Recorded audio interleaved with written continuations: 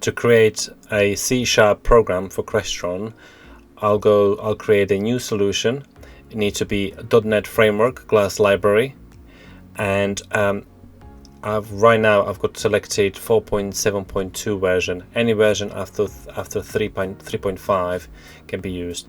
Now I type the solution name, which I call my first Crestron program. I press create. That will create the solution, and by default they obviously create a class called class 1. To add any necessary libraries for our Crestron program, I need to go to Nugget browser and I need to search for Crestron. There are 3 different packages that can be installed. First one is the .sdk program, which is which contains all the necessary libraries to create our C# program to be run on a 4 series processors. Program library, it's a library to be used within the C# program, and library it's to be used with Simple Plus. So obviously we are trying to create a C# program, so we'll select the program package, and now we can press the plus sign to install this package. Once that's installed, that takes a couple of seconds. Once this package is installed, it will create a class called control system, which contains all the necessary code to start our program. For us, right now it's giving us an error because it's missing a namespace, so all I do is just type a namespace, which I'm gonna call it my first Crestron program, which is the same as the solution name. So yeah, so that's all good. Now the class 1 file is kind of pointless, so we can just delete it. That's all done. So now we're gonna look at the control system class that was created by the program package. So now first we got the control system constructor, which is a starting point for the Simple Sharp program. Use this constructor to initialize the maximum number of threads, so maximum is 400, register devices, register event handlers, add console commands. Then the next section we've got initialize system. This method gets called after the constructor has finished. So we use this to start our threads, configure ports such as serial, start and initialize socket connection, and send initial device configurations. Then next we've got a event handler for Ethernet events. So you got a link up, link down. So this event handler can be used to monitor Ethernet connections on the processor. Okay, and that's for the Ethernet event handler. And the next one is controller program event handler, which is triggered when a program is stopped, paused, or resumed. And obviously you can use this to clean up your program when it's stopping, pausing, or resuming.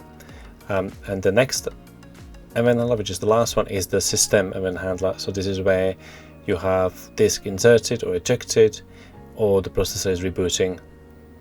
Okay, so the next step is to declare a variable for our touch panel, which is going to be a TSW1070, and I'm going to call it a underscore touch panel.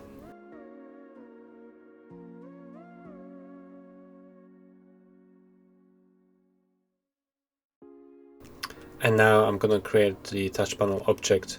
The constructor for TSW1070 takes 2 arguments, which is the IP ID and the control system.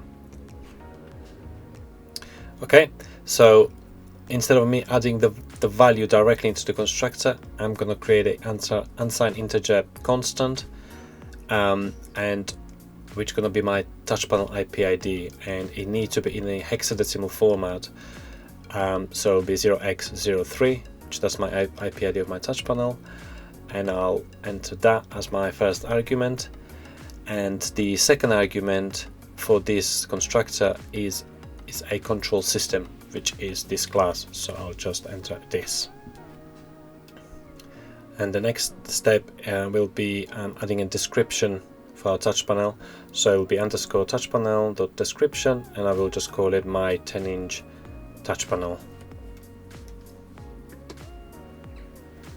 Okay, and the next step will be to register our touch panel to the control system. So I will do a check to see if our touch panel got registered successfully. So I will check the if the registration failed or not. If it does fail, I will print the error into our error log and into our console.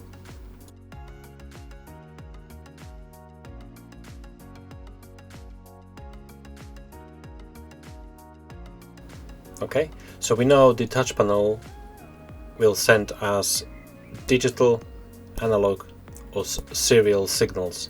So we need to process these signals so we can use them in our program to do certain things. So what I'll do is I'll create a class called user interface,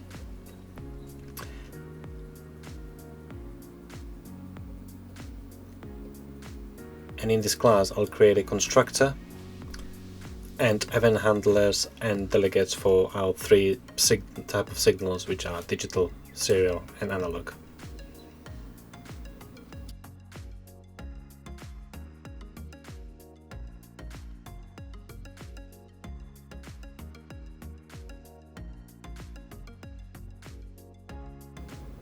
Okay, so now I will create a variable of type user interface, and I'm going to call it underscore user interface.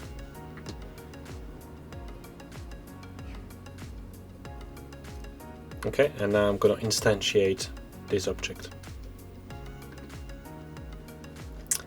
And now I'm going to add a method to delegate for each of our signals. So it will be for digital, analog and serial.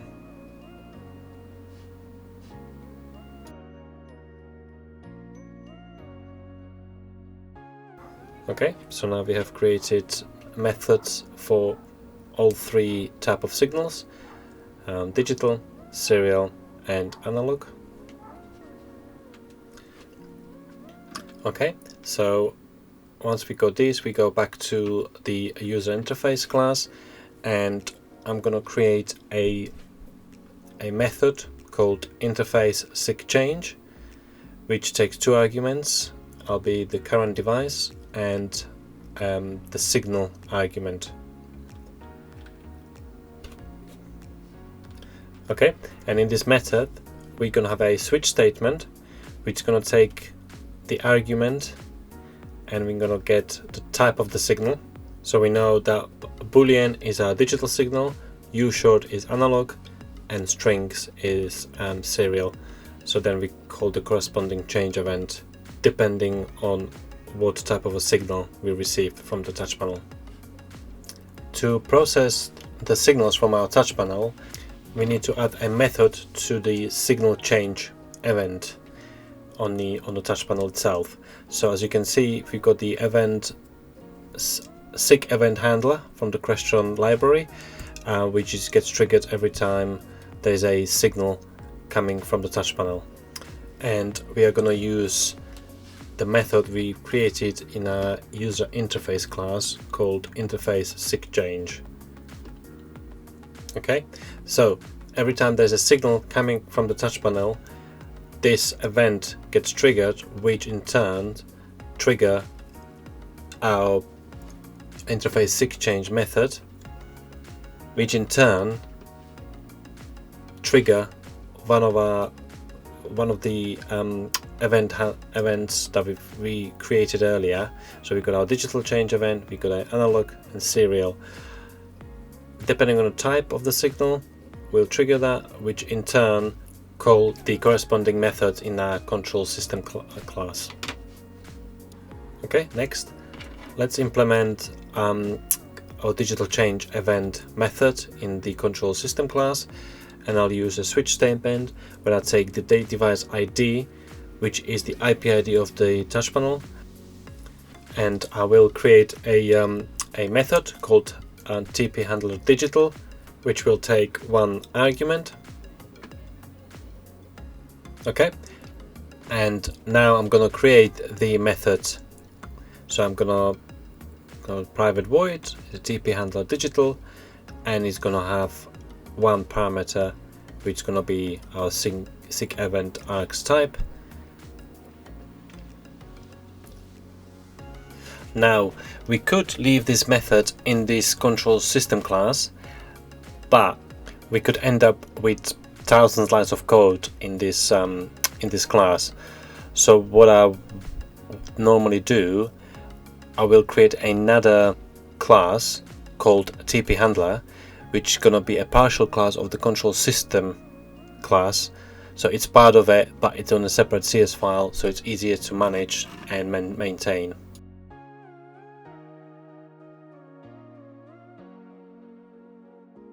Okay, so once it's done, now I'll move the method into the partial class, into the TP handler CS file, and now I'll add if statement, which is going to check whether the button's been pressed. So it's args.sig.boolean bool value, which obviously if the button's been pressed, it'll be true.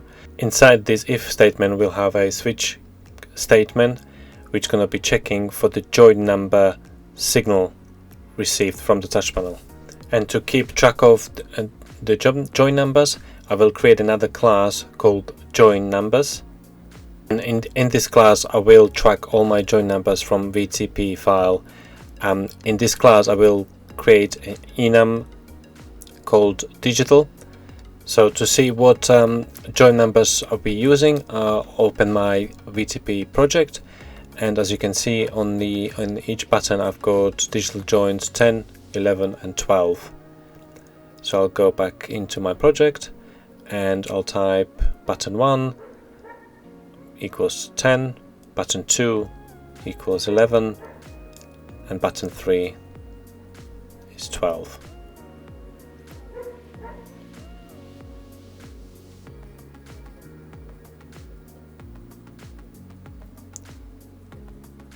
Now I can go back to my TP handler class, and inside this if statement, I'll create a switch statement, which is gonna have the args.sig.number. So obviously that will take the signal number from our touch panel, and what I can do now, I'll just do a case, and we know the join number is 10. Instead of writing the number 10, I can just use my enums from my join number class, which is obviously equals to 10, and I can just add that in. Right now it doesn't like it because it's expecting a unsigned integer value. So what I'll do is I'll just cast it to join numbers digital, and here we go. Now it's all happy, and now we can do the same thing for button 2 and button 3. So now if we wanted to change the join numbers on a touch panel, let's say from 10 to 11, then button 2 from 11 to 12, and button 3 from 12 to 13, we can just go to our join number class and I can just change the enums, and it's all in one place, and it's easy to track and see what's being used what, and we don't have to touch any of the other code. So it's very handy to have it done this way. Okay, so the next step would be to create a method called Interlock, which is going to be interlocking our buttons depending on which button we press on our touch panel. So I'll go back to the user interface class and I'll create a method called Interlock, and it will have multiple parameters. So the first one will be the set index. Second one's going to be start index, third one's going to be end index, and the fourth one's going to be the device itself. To select a button on the touch panel, to send it to a select state, we have to send a Boolean input to the device, and to do that we use the touch panel dot Boolean input which is the collection of Boolean inputs which are going to be sent to the device. And obviously, because it's a collection, we'll put an index, so that's going to be our first parameter. So it's set index, and we'll send the Boolean value which equals to true, because obviously we want to send the button to a true state, which is pressed and selected. And as you can see, set index is giving us an error. That's because we actually sending an enum value to it and is expecting a numeric value, so we just need to cast it into a numeric type. So I'll cast it to U short, and now it's all happy, so that's good. So basically this method sends signal high to the touch panel on the join number, which is set by the set index parameter. And now we can use this method to interlock our button. So we'll go to our TP handler and we'll start typing user interface .interlock, and you got your job number, digital button 1, which is to set the button 1 as true, so that's going to be the selected button. And then we've got our start index, our end index, which I'm gonna explain in a minute. And obviously we're using our touch panel as the fourth argument. So now, as you can see, we are not actually using the start index and end index in the interlock method. So these two parameters are basically used to deselect any buttons between the start and end index. So first thing, I'm going to create another method called reset interlock, and it will take three arguments. So it'll be our start index, end index, and obviously will be the device, which is our touch panel.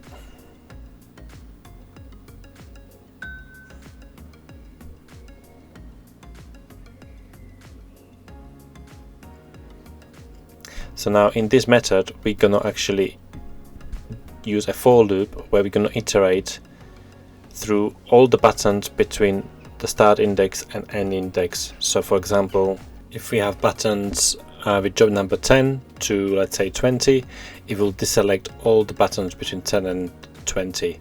Okay, and now we can go back to our interlock method, and what we'll do, we add the reset interlock method, which is going to deselect all the buttons between the start index and end index, and then we'll set the button we want to true, which is going to be high on the touch panel, which is going to cause the button to be selected. Okay, and after this we can go back to our TP handler class, and we can just copy the interlock method into the corresponding switch case. And as you can see, all I do have to do is change the set index to button 2 and 3, and that will do the trick. Okay, and now we are ready to load the program into the processor and test it. So I'm gonna compile the project, transfer the CPZ file to the processor, and I'm gonna load the program slot 1, and we can test it and see how it behaves. Okay, and now we just get our program up and running, and as you can see, our interlock behaves as expected. Okay, and before we move to the next section, I'm just going to add a if statement in my interlock method. This is just a bit of a safe check to make sure that the touch panel has been initialized. Okay, and after that, now we can move to our next section, which is to set text on the buttons. So I'll go to the user interface class, and I'm going to create another method called set text, and this method will have three parameters. First, there's going to be the string, which is obviously the text we want to set the button to. The next one's going to be our join number, but as you can see, we only got digital join numbers, so I'm going to have to go back to my join numbers class, and I'm going to have to add another enum, which is going to be my serial numbers. So again, we will just do public enum serial, and we're just going to do pretty much the same thing in what we've done in digital, but obviously this could be different depending on your code. So we got button 1 is 11, button 2 is 12, and button 3 is 13. Okay, I'm just gonna have to add comma after each entry. Okay, now we can go back to our user interface, and as you can see, now I've got serial. So this method will take the serial as my second parameter, which is going to be index, and then obviously we've got our device, which is our touch panel.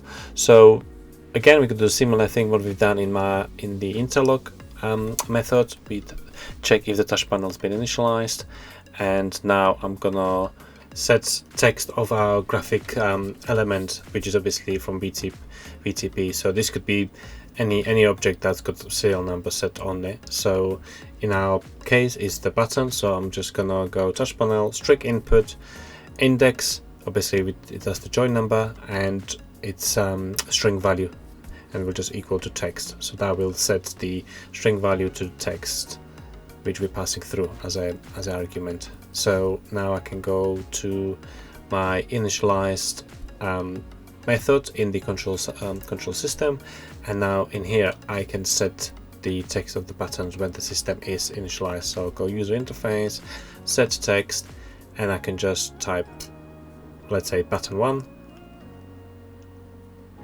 Yep, then the second argument is a join number, which is serial, and it's going to be button 1, and it's on the touch panel, which is our TSW 1070. And I'll just copy and paste, and that's the same thing on for button 2 and button 3. Here we go, and that's all. That's all it takes. So now we can go and compile the project and load it, and we can test our buttons. Okay, and once the program is loaded and started, as you can see, we've got our buttons set to button 1, button 2, and button 3. Okay, and in the last section, we're gonna set analog value on our touch panel. So I'm gonna create a set analog method similar to the set text, which the first parameter is gonna be a ushot value, which is gonna be our value we want to set to. Then the second parameter is gonna be our join number analog. So I'm gonna have to go back to my join number class, and again we pretty much create the same thing what we've done in previous sections. So let's go back to the join numbers class, and I'm gonna create another enum, which is gonna be our analog values, and I'm gonna just keep it the same. So button 1 is gonna be analog value 11, join number 11. Button 2 is gonna be join number 12, and button 3 is going to be join number 13. So that's all created. Now I'm going to go back to the user interface class, and my second parameter is going to be join number analog, and my third parameter is going to be again the touch panel. It's the same as like in the previous method. Okay, and again I'm going to check if the touch panel has been initialized. And as in the previous method, we're gonna do touch panel dot, and because we're using we want to use an analog value, it will be the ushot input. So again, it's a collection of ushot inputs. The index is gonna be our join number, which is gonna cast it to ushort, and it will be the ushot value, and we'll set it to equal our analog value, which is our first parameter in this method. Okay, and now we go back to our VTP Pro. And as you can see, we've got 3 buttons with analog joins 11, 12, and 13. So these are advanced button, and the mode, I've got 2 modes, 0 and 1. Obviously 0 is the default button, and 1 is going to be the red, green, or yellow, depending on which button we're pressing.